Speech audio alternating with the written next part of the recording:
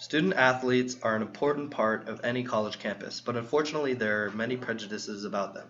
I'm Noah Haraz. I'm Myra Lattimore, and in this presentation, we'll be taking a look at some of the judgments made about student athletes. We approached this investigation by taking 2 points of view, One from a varsity athlete like myself. and the other from a regular student such as me. We hope that by examining the idea from two viewpoints, we can better propose ways to improve the misconceptions about student athletes. Student athletes go beyond the role of traditional students by representing their institution in athletic competitions as well as being a full-time student. With such emphasis on successful athletic programs, the well-being of student athletes is a high priority, not only for the reputation of the school, but also for the reputation of the student athletes in general.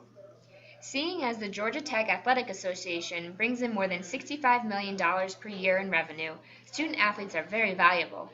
Just over 400 students at Georgia Tech are members of varsity athletic teams, composing under 3% of the student body. Although a considerable minority, these select few do receive many benefits for being a student athlete.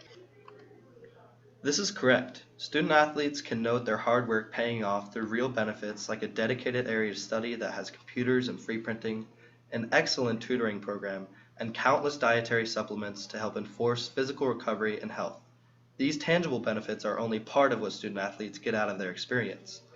All three student athletes I interviewed stated that they learned good time management skills, how to be hardworking and dedicated, and how to spend their time working on school or their sport. Here are some pictures of the tangible benefits athletes receive. Here you can see a dining hall restricted to only athletes and athletic staff. They usually serve meals of above average quality here.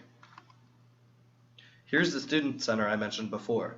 There are a significant number of computers to perform work on, printers for unlimited free printing, and there are also meeting rooms for student groups, as well as comfy chairs. Because of the unique responsibilities of student athletes, regular students see a difference between themselves and athletes. Unfortunately, judgments may be made about student athletes. Because student athletes receive benefits such as scholarships for their athletic talent or occasional free meals, some non-athletes assume that they have substandard academic abilities. Through interviews of my peers that were not members of varsity sports here at Tech, I found that many agreed with the statement that people feel athletes are below the academic standards of Georgia Tech. Rachel, a student here who has some past experience with sports, said that people instantly make assumptions when they meet a student athlete because they are different from the rest of the student body. Gina, a member of the cheerleading team, agreed by saying that there is a stigma around athletes who are recruited, particularly for basketball or football.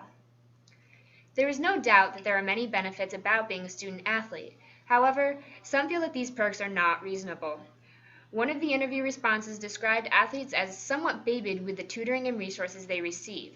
The general idea for this statement is that there is a belief that the job that student athletes do does not warrant the benefits they receive.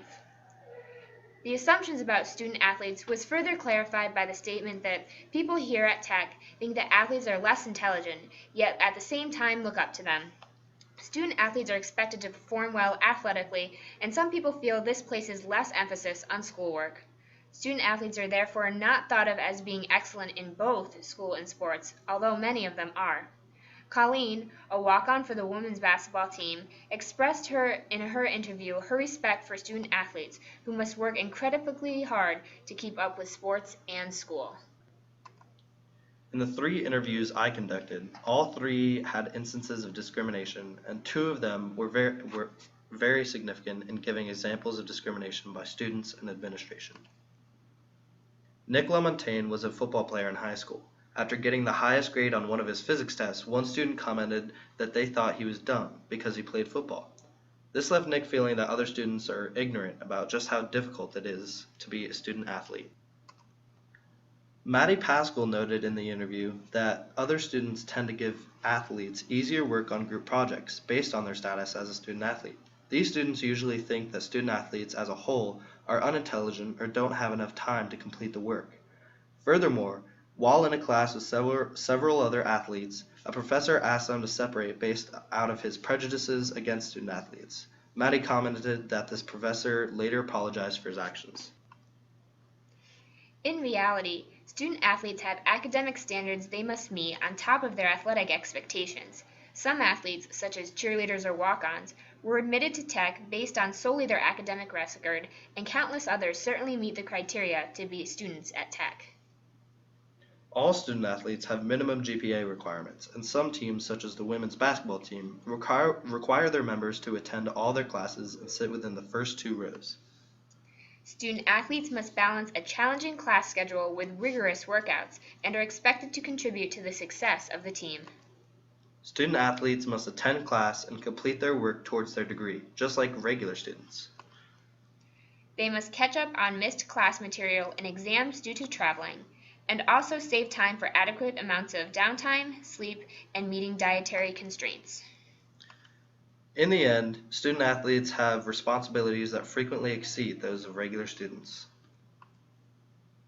Although there are misconceptions about student athletes, we feel that steps may be taken to help clear things up. From the side of non-athletes, knowledge of the lifestyle of student athletes may allow students to be more understanding. Students should be aware that athletes do have to meet academic requirements on top of their athletic obligations. A campus event such as Meet the Athlete Day that includes informational flyers or booths could help students understand the challenges of being a student athlete. A more public display of the academic requirements for student athletes could help reduce the assumptions that people make about student athletes. As a student athlete, I understand how difficult it is to balance so many responsibilities and sometimes get to the point of contemplating taking the easy way out by cheating or slacking academically. Unfortunately, some individuals give in to this urge and end up corrupting the portrayal of student athletes, or worse, corrupting others. The few that do this can be corrected by holding more academic integrity meetings than are already held, monitoring these individuals, and proving student athletes have the ability to succeed in both sports and academics. In conclusion, the unique lifestyle of student athletes causes them to be seen as different, less intelligent, or not having enough time to complete academic tasks. Athletes feel like these judgments are unfounded, ignorant, and skewed. Misconceptions could be remedied by educating people about challenges of being a student athlete. And by correcting the few athletes corrupting how student athletes are viewed. With some effort, the stigma related to the intellect and effort of student athletes could be erased. And hopefully build positive conceptions of student athletes as role models and excellent individuals on campus.